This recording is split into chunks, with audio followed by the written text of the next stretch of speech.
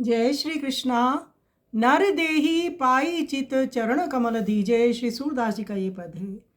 श्री सूरदास जी कहते हैं, मनुष्य शरीर पाकर भगवान के चरण कमल में चित्त लगाना चाहिए, नम्र वाणी बोलनी चाहिए और सत्पुरुषों का संग, उनका दर्शन तथा स्पर्श करना चाहिए।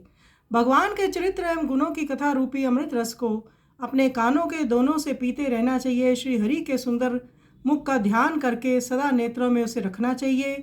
सर्वत्र भगवान की मूर्ति देखनी चाहिए। श्री सूरदास जी कहते हैं, स्वर गदगद हो रहा हो, रोम पुलकित हो, संपूर्ण शरीर में प्रेम जन्य स्वेद से भीग रहा हो, इस प्रकार गिरधर के यश का गान करते हुए जीवन व्यतीत करना चाहिए।